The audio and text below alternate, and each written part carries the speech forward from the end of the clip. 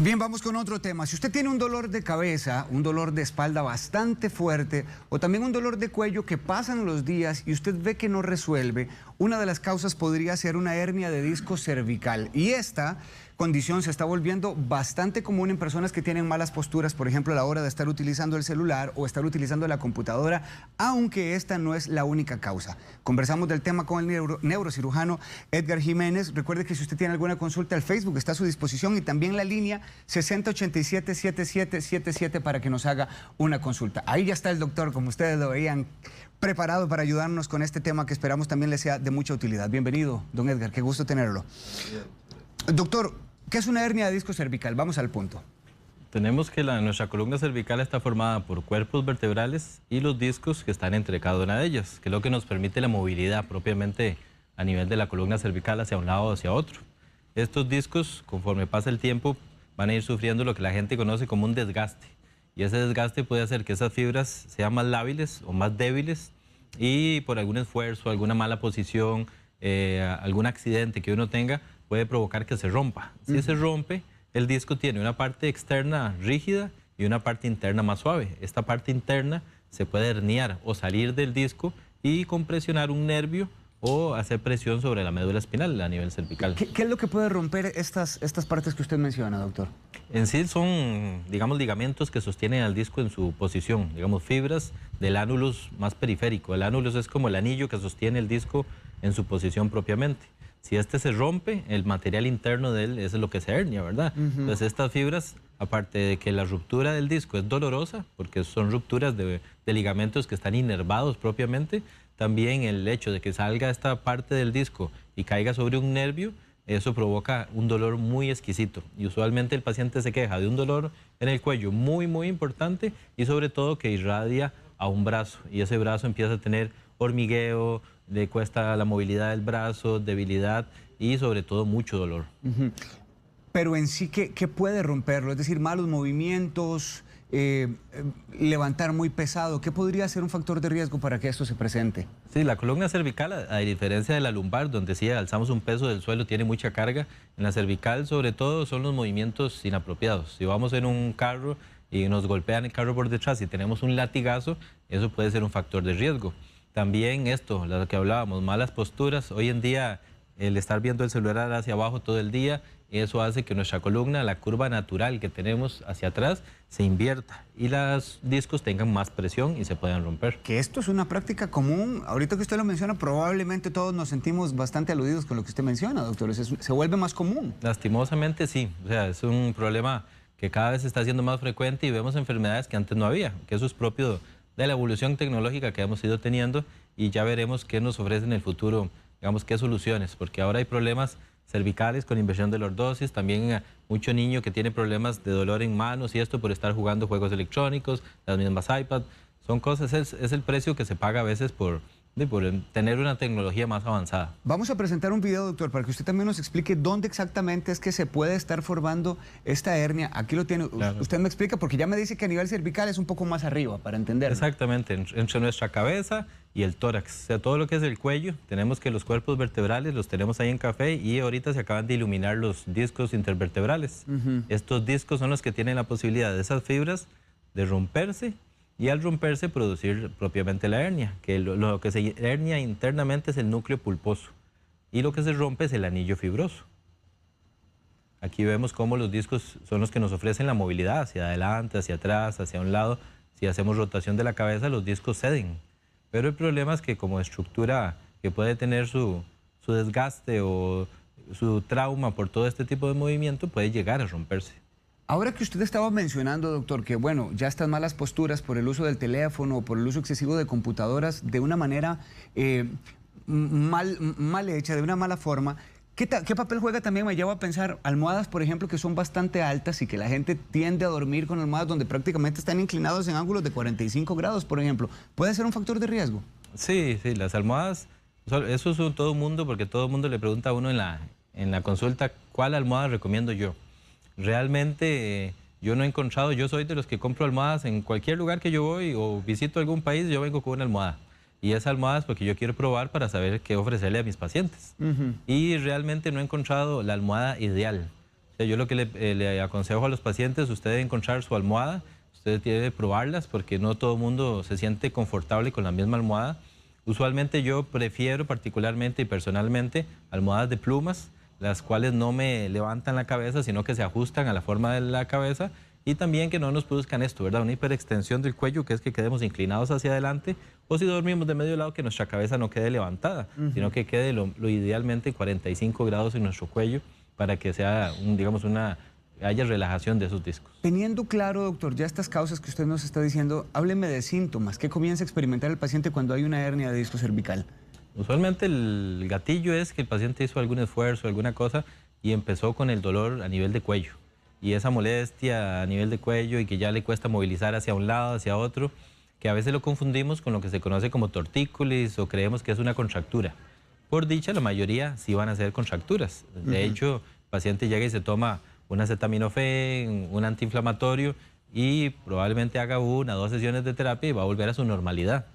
Pero cuando ya ese dolor continúa y pasan los días y más bien se intensifica, poco a poco baja por alguno de los brazos y ya el paciente nota ese hormigueo y si llega, puede llegar al punto incluso de que ya haya debilidad. Entonces son de las banderas rojas para uno, o sea, las banderas que le dicen a uno, este paciente hay que tratarlo y hacer un diagnóstico más rápido, ¿verdad? La posibilidad de que haya dolor de cabeza y que la respuesta esté justamente en esa hernia de disco, ¿cuál es, doctor? ¿Es alta? ¿El paciente lo sufre? Sobre todo la hernia de disco, el dolor típico es hacia el brazo. Ya los dolores de cabeza usualmente los tenemos por los desgastes o procesos inflamatorios de nuestros discos y sobre todo porque la columna cervical tiene una curvatura hacia atrás. O sea, tenemos lo que se llama una lordosis cervical. Ven, que esta curvatura hace que haya una carga muy bien distribuida de fuerzas entre los discos y las facetas que son las articulaciones. Vean cómo se invierte la columna hacia adelante en el dibujo. Ahí vemos cómo esa inversión hace que nuestros músculos en la parte posterior de la cabeza empiecen a luchar por llevar nuestro cuello a la posición natural. Y esa lucha nos produce dolor de cabeza. ¿Por qué? Porque todos los músculos del cuello, o la mayoría, vamos a tener inserciones a nivel de cráneo. Y esa lucha de los músculos de estar retrayendo y retrayendo nuestro cráneo para llegar a una posición natural conlleva a que empecemos a tener dolores de cabeza. O mareos, ¿verdad? Sí. Que es otro síntoma frecuente en los pacientes con artrosis o problemas cervicales también. ¿Y qué ocurre con el dolor de espalda en este caso también? ¿Es posible? El dolor de espalda es porque nuestra columna no es que tengamos 3 columnas, que sea cervical, dorsal y lumbar, sino que es una con 3 partes. Y si la columna cervical se nos rectifica, como lo reportan la mayoría de los estudios, que es que se hace hacia adelante, esa rectificación conlleva a que las otras curvas que tenemos tienen que compensar en alguna forma. Porque nosotros no nos vemos en la calle con la cabeza hacia adelante, pensando que la curva de nuestra columna cervical está invertida, sino que aunque esté invertida, nosotros andamos rectos. Eso es porque las curvaturas, tanto torácica como lumbar, están compensando. Y esa compensación igual tiene un precio, o sea, nos puede producir dolor. ¿A qué edad, doctor, es más posible que se presente una hernia? Las hernias son de gente usualmente más joven, ¿verdad? Tenemos gente joven, digámoslo, 20 años, los cuales a veces ejercicios de altísimo impacto, predisposición genética que puede existir, que haya la habilidad de los ligamentos que lo predisponen a uno que se pueden romper. Hay otro pico entre los 45 y los 50 años de edad. Y después tenemos lo que son enfermedades mixtas. Ya en el adulto mayor tenemos que puede tener una hernia, pero casi nunca viene sola. Viene con osteofitos, que son los piquitos de lora, que se forman en la columna, de hueso que pueden deformar, o procesos que van estrechando los nervios por desgaste.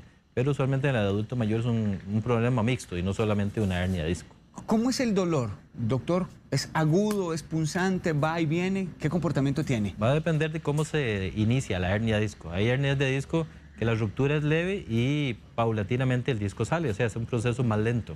Existen también las hernias agudas, las que estaba yo en el gimnasio, hice un mal movimiento y el disco se salió y se rompió y fue un dolor agudo como el que nunca han tenido en la vida, con un dolor severísimo hacia el brazo, que el paciente ya lo describe como en la escala de 0 a 10 de dolor. Ya el paciente habla de un dolor entre 8 y 10 aproximadamente. El dolor es tan intenso que le habla a uno de que la hernia es más aguda. Cuando el dolor se va instaurando muy poco a poco, quiere decir que esas fibras se fueron rompiendo poco a poco y la compresión del nervio no fue aguda, sino que se fue dando y el nervio trató de acomodarse en su espacio, pero al final no lo logra. Le entiendo que puede presentarse también el hecho de que vaya evolucionando poco a poco el dolor. Sí, o sea, ahí... De menos a más. Todas las hernias no son agudas. Las hernias agudas casi siempre se relacionan a un accidente, un mal movimiento, un golpe. Las hernias agudas, así con ese dolor tan severo, no son tan frecuentes, sino que lo más frecuente es el paciente que empezó a notar que empezó con esa molestia en cuello, a los días que el brazo un poquito adormecido, al rato mejora unos días, pero después regresa poco tiempo después. Entonces eso nos habla de que el disco pudo haberse salido. Algunas veces hay una variante que conocemos como bulge o abombamiento del disco. Las fibras que tenemos no son a veces tan rígidas y esas fibras van abombándose y ese abombamiento pueden tocar el nervio. Entonces no necesariamente una hernia puede ser la que produzca estos síntomas. Puede ser un abombamiento, pero que nos produzca síntomas semejantes a una hernia. Por eso no todas las hernias son de, digamos, de operar, como llegan algunos pacientes que le dicen a uno, es que mi informe dice que tengo una hernia y yo vengo para ver si es que tengo que operarme. Muchas veces yo no lo considero una hernia y lo considero más un abultamiento y también por los síntomas del paciente y por eso es que uno no decide no operar y busca algunos tratamientos, digámoslo, no quirúrgicos o más conservadores. Hay pacientes que incluso, doctor, describen que cuando están sentados tienen molestias o cuando pasan mucho tiempo en pie tienen molestias o al toser, estornudar o al reírse muy fuerte, claro, hablan un poquito de este dolor. Me gustaría que usted aborde un poquito esto como una señal posible. Cualquier movimiento brusco, cuando ya tengo la hernia, o sea, uno lo único que desea es que nadie le hable y quedarse en una sola posición sin moverse. El problema es que cuando ya tenemos la hernia, cualquier movimiento brusco del cuello, que tuve que hablar muy fuerte, o el hecho a veces incluso los pacientes dicen que al tragar pueden tener alguna molestia, ya cuando la hernia, digamos, está muy grande o el paciente tiene muchos síntomas en ese momento. Ahora que usted hablaba que también irradia el brazo, el dolor, ¿qué papel juega la debilidad? ¿El paciente puede experimentar debilidad en brazos o piernas? Sí, usualmente, digamos, la secuencia de síntomas es dolor, luego el hormigueo y posteriormente ya la debilidad. Nosotros tratamos de hacer el diagnóstico antes de llegar a debilidad. ¿Por qué? Porque la debilidad es de lo que más nos cuesta a veces revertir. Entonces tenemos que aplicarnos por más tiempo para poder revertir, digamos, recuperar esa fuerza. Entonces, si el paciente nos llega con una debilidad muy franca, o sea que ya no puede cerrar la mano o una cosa así, nosotros lo operamos, resolvemos la hernia, pero la recuperación es más lenta que si nos llega sin la debilidad, que solo nos llegue con dolor y la parestesia. Usualmente ya en 2 o 3 semanas el paciente está recuperado. Hablaba usted, doctor, de que hay algunas que son agudas de un momento a otro y otras que van siendo un poco más crónicas. Me llevo a pensar esto, si hay hernias más graves que otras. Va a depender mucho de la localización de la hernia, o sea, si la hernia se aloja en la salida del nervio o si lo hace más a nivel central. A nivel central pasa nuestra médula. Y la médula coordina lo que es la movilidad de brazos, piernas, o sea, tiene una función muy alta. Entonces, si la compresión es hacia un solo nervio, o sea, un nervio que baja nuestro brazo, el dolor va a ser muy del brazo y es urgente por el dolor del paciente, pero no tanto como si haya una compresión medular. Si la médula se comprime, entonces realmente se puede convertir en una emergencia. Lo que pasa es que por dicha estos casos son la minoría, por la anatomía de la columna, las hernias que comprimen médula son más raras y estas sí son una emergencia de cirugía usualmente en las horas siguientes a tener los síntomas. 9:27, el neurocirujano Edgar Jiménez está con nosotros hablándonos de un tema que cada vez se vuelve más frecuente y son las hernias de disco a nivel cervical. Ojo, porque es un padecimiento que, contrario a lo que uno pensaría, que es cuando llega ya la adultez mayor, puede ocurrir en gente bastante joven. El doctor menciona edades de 20, incluso hacia adelante, de 20 años. Así que los jóvenes también pueden estar presentando esta condición que, como dice el doctor, se ha vuelto más común por las malas posturas, uso de computadoras de manera equivocada, uso de celulares con malas posturas. Así que mucha atención a esto. Nos vamos a una pausa comercial. Vamos a hablar de tratamiento. ¿Qué debe hacer usted? Todas las hernias son operables. El doctor ya nos responde. Muchas gracias. Estamos hablando con el neurocirujano Edgar Jiménez sobre las hernias de disco a nivel cervical. Y nos fuimos a la pausa para que el doctor ahora nos explicara cómo se hace el diagnóstico de este tipo de hernia que, como bien nos dejaba claro, puede evolucionar. A veces pueden ser agudas y a veces también pueden ser crónicas. ¿Cómo se realiza el diagnóstico, doctor? Sobre todo, como en medicina siempre se dice, el diagnóstico es clínico. O sea, los síntomas del paciente son los que nos van a hacer sospechar que tiene una hernia de disco. Una vez que ya identificamos el paciente y vemos que la severidad de los síntomas lo amerita, realizamos una resonancia magnética. La resonancia magnética es el estudio ideal, digamos, para hacer el diagnóstico y tomar decisiones. Usualmente lo mandamos junto con unas radiografías, digamos, de columna cervical en diferentes posiciones y con eso ya tenemos el diagnóstico, digamos, propiamente en este paciente. A la hora de ya hablar de tratamiento, porque me llamaba la atención usted que no todo necesariamente tiene que ser operable. Exactamente. ¿Qué se hace? Vamos a dividir el paciente en dos grupos. Es el grupo primero que nos viene con un dolor insidioso, irradia un poco al brazo, pero el paciente nos dice, yo hago mi vida relativamente normal, incluso hago ejercicio, pero está esa molestia. Entonces vemos en los estudios que tiene una hernia pequeña, que está haciendo compresión del nervio, pero con unos síntomas vagos. Aquí lo más importante es ir viendo la evolución de este paciente. Entonces, en estos pacientes podemos ofrecer diferentes opciones. Uno, el uso de antiinflamatorios, medicamentos tomados o inyectados. A esto usualmente le sumamos fisioterapia, que va a llevar cambios de temperatura, corrientes, magnetoterapia, o sea, todo lo que busque desinflamar. En algunos casos seleccionados realizamos un bloqueo del nervio o colocar medicamentos en el disco para tratar de causar alguna retracción de esa hernia.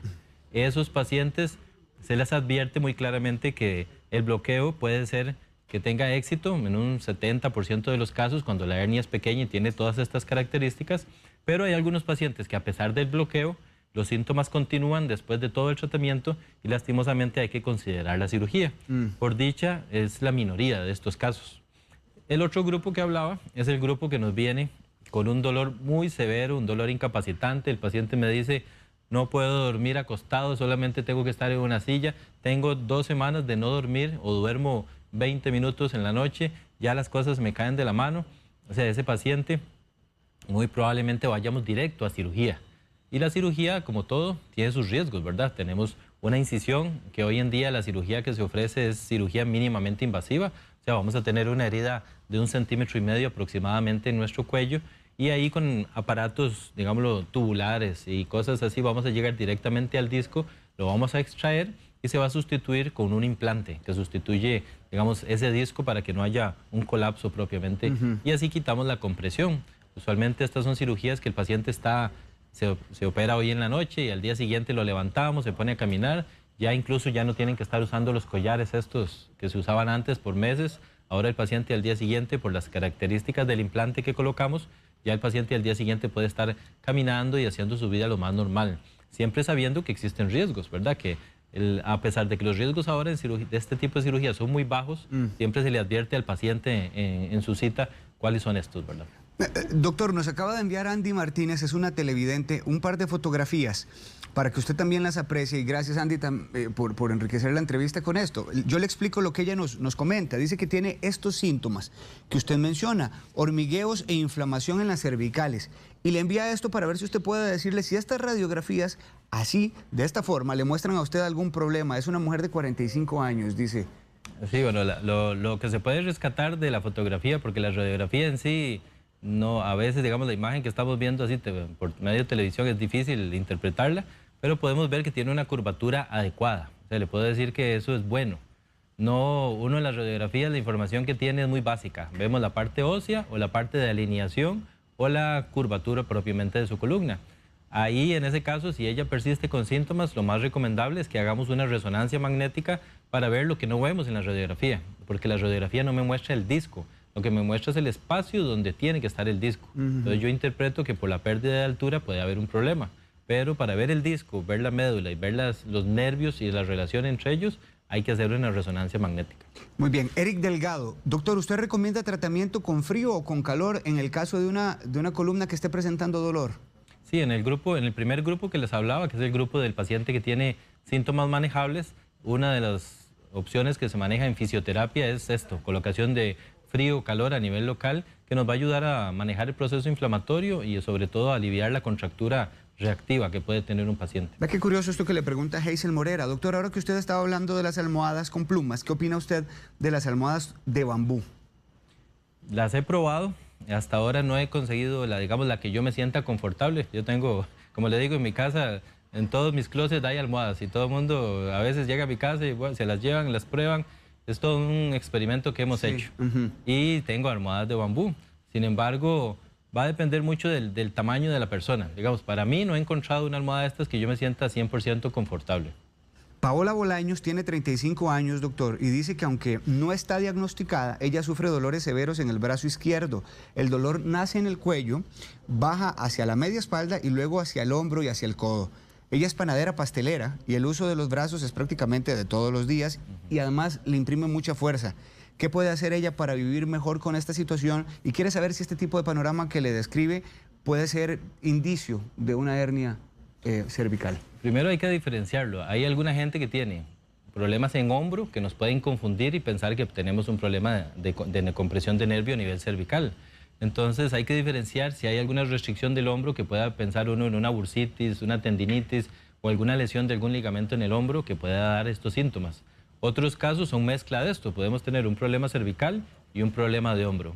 En el caso de ella particularmente, que es un problema que se ha cronificado, o sea, es un problema que ya lleva tiempo, lo más recomendable es hacer los estudios pertinentes, hacer su resonancia magnética, hacer sus radiografías dinámicas y valorarla para tomar una decisión a largo plazo, sobre todo porque es una profesional que depende de esto, ¿verdad? Depende de la movilidad en sus brazos. A diario, sí. Rosibel Mariño tuvo un accidente hace varios años.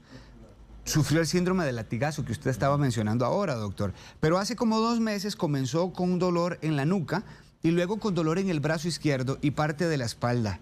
¿Será que se le formó una hernia? Es lo que pregunta ella.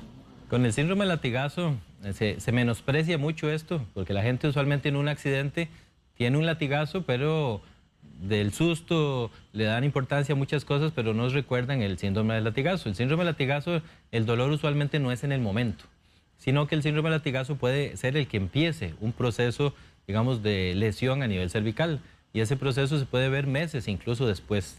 O sea, en ese momento le damos importancia al brazo que me fracturé, a la herida que tenía, y el dolor en el cuello lo vemos como algo normal. Incluso no se hacen estudios. O sea, el paciente tiene un latigazo muy franco, a pesar de que refiere a dolor, unas simples radiografías y ya se manda para la casa. Esto usualmente a los meses o semanas el paciente continúa con su dolor cervical. Lo que pasa es que como nota que pasaron meses entre el accidente o el golpe o la caída que tuvo con los síntomas persistentes, no lo asocia. No lo asocia. Entonces es uno de los antecedentes que uno pregunta en la consulta. Algún golpe, algún movimiento brusco del cuello, una caída de un caballo, un accidente de tránsito con un golpe por detrás. Entonces es un antecedente importante para que uno inicie los estudios para descartar. Doctor, para cerrar, una persona que ya ha sido diagnosticada con una hernia en esta zona o alguien que sospecha que la tiene, ¿qué papel juegan los ejercicios? A nivel de gimnasio o a nivel de otro tipo de fisioterapia, ¿qué se puede hacer para paliar un poquito el dolor? Sí, muchos de estos casos, la mayoría de hecho, nos llega en la fase inicial. O sea, cuando es un dolor molesto, pero que no es ese dolor intratable. Entonces son síntomas que nos habla de ser más conservador. Cuando ya el dolor se alivió, porque le hicimos fisioterapia, le dimos tratamiento, incluso le hicimos un bloqueo y con ese bloqueo de nervio el paciente alivió, entonces después tenemos, por lo menos en nuestro centro de columna propiamente, tenemos fisioterapeutas que después toman la posición como de entrenador personal del paciente. Entonces, ¿qué van a hacer estos entrenadores personales?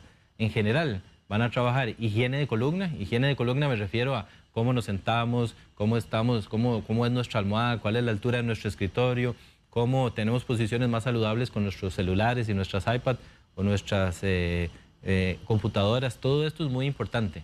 Y poco a poco ellos van a ir agregando ejercicio. Ese ejercicio se busca que sea de bajo impacto. Un ejercicio donde no haya mucho golpe porque los discos van acumulando y se va acumulando el golpe si provocamos ejercicios, digamos, de mucho salto, mucho brinco. Entonces buscamos ejercicios funcionales, ejercicios donde agilizamos la movilidad del cuello y eso a largo plazo lo que nos queda es una mejor musculatura. Si hay mejor musculatura y una posición adecuada del cuello, los discos tienen menos presión y es menos posible que en el futuro se vayan a romper y provocar una hernia. Gracias, doctor. Gracias por esta explicación tan clara. El doctor Edgar Jiménez es neurocirujano, pero también es cirujano de columna. Por si usted desea informarse más con el doctor, quiero dejarle números de teléfono: 2271-0750, 4010-1045 y también 6054-9191. Los tiene en pantalla para que usted los anote y ya sabe, pueda consultar con el doctor Edgar Jiménez. Dentro de un rato también vamos a colocar esta entrevista en el Facebook de Buen Día, por si usted desea repasarla con más detalle. Nuevamente, gracias, doctor. Muchas gracias. Un gusto tenerlo acá.